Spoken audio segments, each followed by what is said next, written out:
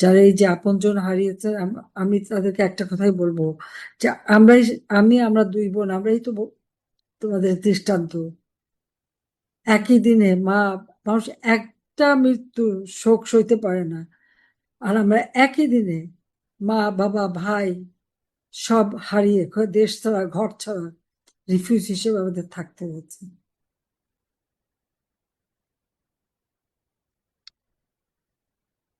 বাবা মার হত্যার বিচার, ইন্ডেমনিটি দিয়েছে, বিচার করা যাবে না। 21 বছর পর ক্ষমতা এসে বিচারও করেছি, যুদ্ধ অপরাধীদের বিচার করেছি, সেই প্রতিশোধ নিচ্ছে এখন।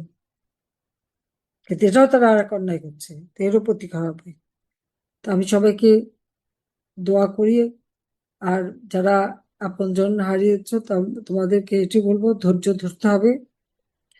আর যারা তোমার বাবা মা ভাইদের হত্যা করেছে, তাদের বিচার একদিন করতে হবে, সেই প্রতিজ্ঞাটা মনে রাখতে হবে। আর আমি তো আছি, ইনশাল্লাহ করবো বিচার। তো সবাই ভালো থাকো, সুস্থ থাকো, আমি সেই দোয়া করি। দেশবাসীকে ওটা বলবো, সবাই যেন সুস্থ থাকে, ধৈর্য ধরে থাকবে। আমি খুব শিগগিরই ফিরে আসবো। যদি মরতে হয় দেশের মাটিতেই মরবো। আওয়ামী লীগ একটা প্রতিষ্ঠিত সংগঠন, এদেশের স্বাধীনতা, ভাষার অধিকার, এমনকি অর্থনৈতিক উন্নতি, মুক্তি আওয়ামী লীগের সময় হয়েছে। কিন্তু সেই আওয়ামী লীগকে শেষ করে দেওয়ার জন্য বেছে বেছে আমাদের যত জনপ্রিয় নেতা, তাদেরকে নির্মমভাবে হত্যা করা হয়, তাদের পরিবারের উপরে জুলুম, অত্যাচার, ছেলেকে পায়নি, মাকে কুপিয়ে হত্যা করা, সেই নির্মম ভাবে। এক মনোয়ারা বেগম না, আরো উখিয়া সহ আরো অনেক জায়গায় এরকম মায়ের উপরে জুলুম করেছে, এমনকি মাদের পুড়িয়েও হত্যা করেছে। এরকম বীভৎস ঘটনা আগে দেখা যায়নি। আজকে আমাদের এক একটা নেতা কর্মীকে যেভাবে নির্যাতন এবং হত্যা, সেই সাথে পরিবার সহ, এটা এত মর্মান্তিক যে তা বলার মতো না। তারা ভাবে যে এইভাবে বোধহয় আওয়ামী লীগের নাম নিশানা মুছে দেবে, আওয়ামী লীগকে শেষ করে দেবে। জাতির পিতা বঙ্গবন্ধু শেখ মুজিবুর রহমান আমাদের স্বাধীনতা এনে দিয়েছেন, তার নেতৃত্বেই বাংলাদেশ নামটাও বঙ্গবন্ধু শেখ মুজিবের দেওয়া। সেই 48 সাল থেকেই তিনি ভাষা আন্দোলন শুরু করেন, আর বারবার কারাবরণ করেন। দেশ স্বাধীন হওয়ার পর যখন একটা যুদ্ধ বিধ্বস্ত দেশ গড়ে তুলে দেশটাকে উন্নয়নের পথে এগিয়ে নিয়ে যান, ঠিক সেই সময় আর এক চক্রান্ত, 1975 সালে 15ই আগস্ট আমার বাবাকে হত্যা করে মা, আমার তিন ভাই। তিনজনই কিন্তু আমার ছোট। কামাল আর জামাল তো মুক্তিযোদ্ধা, রাসেল মাত্র 10 বছরের। জামালের স্ত্রী সুলতানা কামাল, রোজি জামাল, তাদেরকেও হত্যা করে। আমার একমাত্র চাচা শেখ আবু নাসের, সেও মুক্তিযোদ্ধা ছিল, তাদেরকে হত্যা করে। এমনকি আমার বাবা বাংলাদেশের রাষ্ট্রপতি, তার মিলিটারি সেক্রেটারি এবং পুলিশ অফিসার জামিল উদ্দিন এবং সিদ্দিকুর রহমানকে হত্যা করে। আর এখানে তারা থামেনি, একই সাথে তারা আমার মেজোপুর বাড়ি আক্রমণ করে। সেখানেও মুক্তিযোদ্ধা শেখ ফজলুল হক মনি এবং তার অন্তঃসত্ত্বা স্ত্রী আরজুমনি, তাদেরকে হত্যা করে। আমার মেজ ফুপুর ছেলে হচ্ছে শেখ ফজলুল হক মনি, আর আমার সেজ ফুপুর মেয়ে আরজু, তাদের বিয়ে হয়েছিল। আর সেজ ফুপুর বাড়িতে আক্রমণ করে আমার ফুপা, তিনিও মুক্তিযোদ্ধা, তাকে, তার দুই মেয়ে, তার ছেলে, এমনকি নাতি, তাদেরকে এবং তাদেরকে হত্যা করে। আমার ফুপু গুলি খাওয়া অবস্থায় পঙ্গু ছিল। আমার ফুফুতো বোন পঙ্গু, এখনো বেঁচে আছে, খেয়ে পঙ্গু। আর একজনও, তার গুলি লেগেছিল, সে বিদেশে আছেন। এইভাবে এই পরিবারটাকে ধ্বংস করতে চেষ্টা করি। আমি আর আমার বোন তখন বিদেশে ছিলাম, 6 বছর দেশে আসতে পারিনি, বারবার বাধা দিয়েছে। রেহানার পাসপোর্টটাও দেয়নি জিয়াউর রহমান। আর জিয়াউর রহমান ক্ষমতা এসে তো হাজার হাজার সামরিক বাহিনীর অফিসার, সৈনিক, তাদেরকে হত্যা করেছে। আওয়ামী লীগের অগণিত নেতাকর্মীর উপর অত্যাচার করেছে। আওয়ামী লীগ জনগণের সেবা করে, আর বারবার আওয়ামী লীগ এই নির্যাতনের শিকার হয়। আওয়ামী লীগ কখনো তো মানে প্রতিহিংসা রাজনীতি করে না, মিথ্যা অপবাদ আমাদের দিয়েছে। যত হত্যা ঘটেছে সেই জুলাই মাস থেকে, আওয়ামী লীগের প্রায় 10,000 নেতাকর্মী তাদের গুম খুনের শিকার। কোনো সংবাদও তো পরিবেশন করতে দেয় না। আমরা খুঁজে খুঁজে বের করে করে কোথায় কোথায় কাকে মারলো সেই হিসাব করে বের করছি। এমনকি যাদেরকে পুড়িয়ে মেরেছে, মেরে নদীতে ভাসিয়ে দিয়েছে, তাদের নাম ঠিকানাটাও পাওয়া যায়নি। বঙ্গবন্ধু স্মৃতি জাদুঘরে আগুন দিল, 3টা লাশ পড়েছিল, কিন্তু বলতে পারে না তারা কারা। ইন্ডাস্ট্রিতে আগুন দিয়ে প্রায় 150 উপরে লোক হত্যা করলো, হোটেলে আগুন দিয়ে মানুষ হত্যা করলো। আর এই সব মানুষ হত্যা যারা হয়েছে এভাবে তাদের নাম দিয়ে, ওগুলি নাকি আমরা হত্যা করেছি। এই মিথ্যা অপবাদ সারা বিশ্বব্যাপী প্রচার করে যাচ্ছে সেই বিশ্ব বাটপার ইউনূস তার মেটিকুলাস ডিজাইনের মধ্য দিয়ে। একটা অর্থনীতি, শক্তিশালী অর্থনীতির দেশ বাংলাদেশ আমি সেইভাবে গড়ে তুলেছিলাম। দক্ষিণ এশিয়ায় 2য় শক্তিশালী অর্থনীতির দেশ, সারা বিশ্বে 33তম শক্তিশালী অর্থনীতির দেশ 2023 সালের হিসেবে। আজকে সেই দেশটা ধ্বংস, শুধু লাশ লাশ আর লাশ, মানুষ খুন, মানুষ হত্যা, নদীতে লাশ, পুকুরে লাশ, মাঠে লাশ, যেখানে ঘরের ভিতরে লাশ, ঘরের ভিতরে লাশ মেরে ফেলে দিয়ে চলে যায়। লুটপাট করা, সবার বাড়িঘর লুটপাট, কারো কিছু না। আওয়ামী লীগের সমস্ত নেতাকর্মীদের বাড়িঘর লুটপাট করে নিয়ে গেছে।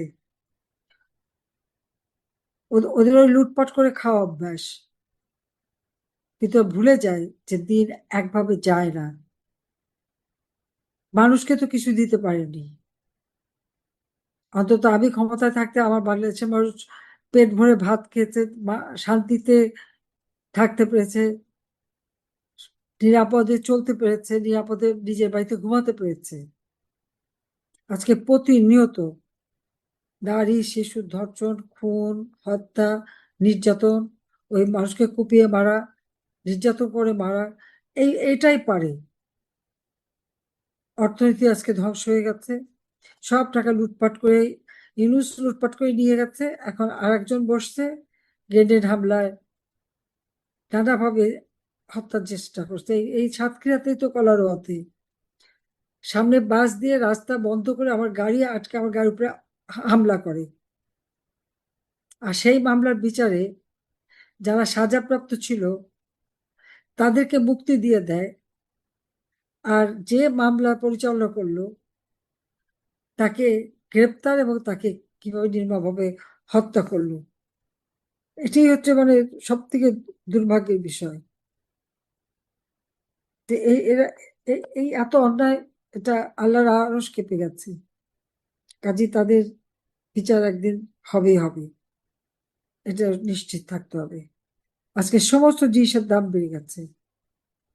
এই কয়দিন এই এই এমনি দুর্মূল্যের বাজার, মানুষের আয় রোজগার নেই, ব্যবসা বাণিজ্য নেই, বিনিয়োগ নেই, তরুণ সমাজের চাকরি নেই, তার মধ্যে এই যে তেলের দাম বাড়ালো, যে যে ডিজেল 102 টাকা ছিল সেটা এখন 115 টাকা, অকটেন 122 টাকা ছিল 145 টাকা, পেট্রোল 118 টাকা থেকে 140 টাকা, কেরোসিন সেটা বিদ্যুৎ দিতে পারে না, আবার কেরোসিন সেটাও এখন 135 টাকা লিটারে। এমনকি যে মানে সিলিন্ডার, সে গ্যাস সিলিন্ডারেরও তো দাম বাড়িয়ে দিয়েছে। তো মানুষ করবেটা কি? যা 1200 টাকা এখন এখন 1940 টাকা দিয়ে কিনতে হয়। মানে এইভাবে গরিব মানুষের, সাধারণ মানুষের পেটে লাথি মারা যাচ্ছে, তাদের অর্থ সম্পদ লুটে দিচ্ছে, সাধারণ মানুষের পেটে লাথি মারছে, আর নিজেরা অর্থ সম্পদ বানিয়ে তাদের রাতারাতি আঙুর ফুলে কলা গাছ। মানুষ কি দিতে পেরেছে? শুধু লাশ উপহার দিতে পেরেছে, আর কিছু দিতে পারেনি। ইনুসও লাশ দিয়ে গেছে, আর তার ক্ষমতায় সে ওই একই কাজ করে যাচ্ছে। কারাগারে প্রতিনিয়ত আমাদের নেতাদের উপর অত্যাচার, আর এই নির্যাতনের শিকার হয়ে একের পর এক মৃত্যুবরণ করছে। না চিকিৎসা দেয়, না ভালো খাবার দেয়, এমনকি শীতের সময় কষ্ট দিয়েছে। পোকা পড়া খাবার, কোনো জেল কোড এরা মানে না, কোনো আইন আদালত মানে না। প্রত্যেকটা সময় এই ধরনের কাজ তারা করে যাচ্ছে। এই অবস্থায় একটা দেশ কখনো চলতে পারে না। এই অবস্থা থেকে দেশকে আমাদের মুক্ত করতে হবে, ইনশাল্লাহ আমরা তা করতে পারবো, এটা আমার বিশ্বাস আছে। কারণ আমি বিশ্বাস করি, কারণ যতবার আমার উপরে হামলা হয়েছে আমি বেঁচে গেছি। সাতক্ষীরাতে তো যেভাবে রাস্তা ব্লক করে গাড়ি আক্রমণ করলো, মানে ওই দিন তো তার অনেক দুরভিসন্ধি ছিল। 21 আগস্ট গিয়ে হামলা, আর এবারে তো মানে শুধু 30-40 মিনিটের জন্য আমরা বেঁচে গেছি। সেটাও আমাদের, আমি জানতাম না যে আমাকে দেশ ছেড়ে আসতে হবে। যখন এত কাজ করার পরে যেভাবে অপবাদ দিচ্ছিল, আর যেভাবে, আচ্ছা ঠিক আছে লাশ ফেলবে, তো লাশ ফেলে তো আমি ক্ষমতা থাকতে চাই না। যাদের জন্য আমি দিন রাত অক্লান্ত পরিশ্রম করে তাদের জীবনে উন্নতি এনেছি, তাদেরকে আমি কেন হত্যা করতে যাব? যখন তারেক জিয়া লন্ডন থেকে বলে লাশ ফেলো, সরকার পড়বে, আর ইনুস তাই করায় তার মেটিকুলাসের ডিজাইনের অংশ হিসাবে। তারপর আমি টুঙ্গিপাড়া চলে যাব, কিন্তু আমাকে এখানে নিয়ে এসে রেখে যায়।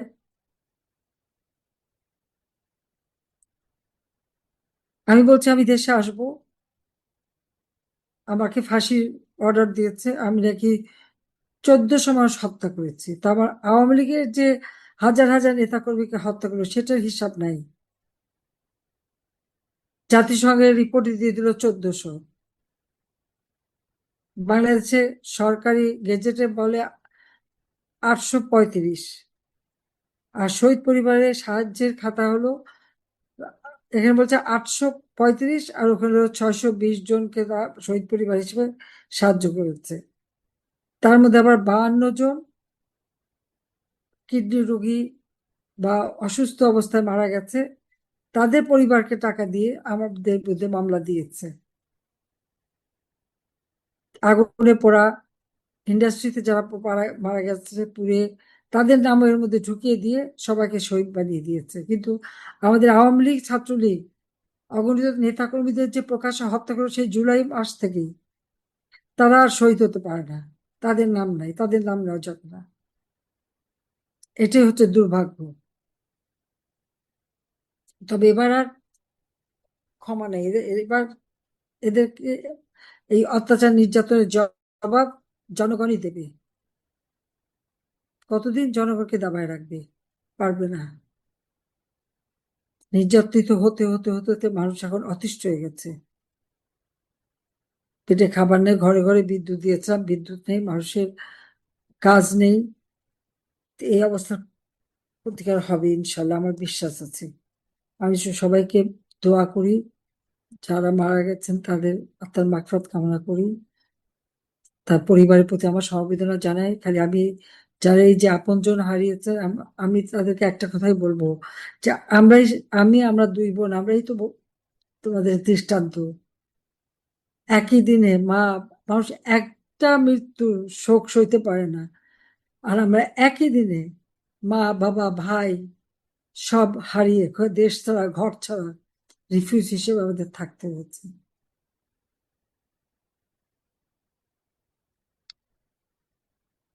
বাবা মার হত্যার বিচার ইন্ডেমনিটি দিয়েছে, বিচার করা যাবে না।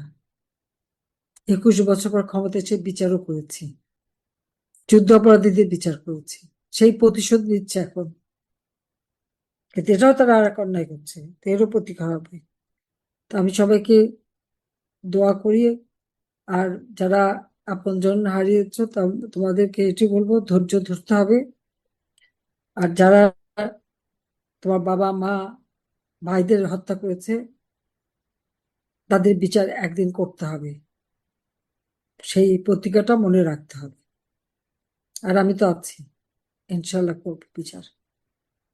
তো সবাই ভালো থাকো, সুস্থ থাকো, আমি সেই দোয়া করি। দেশবাসীকে ওটা বলবো যে সবাই যেন সুস্থ থাকে, ধৈর্য ধরে থাকবে। আমি খুব শিগগিরই ফিরে আসবো।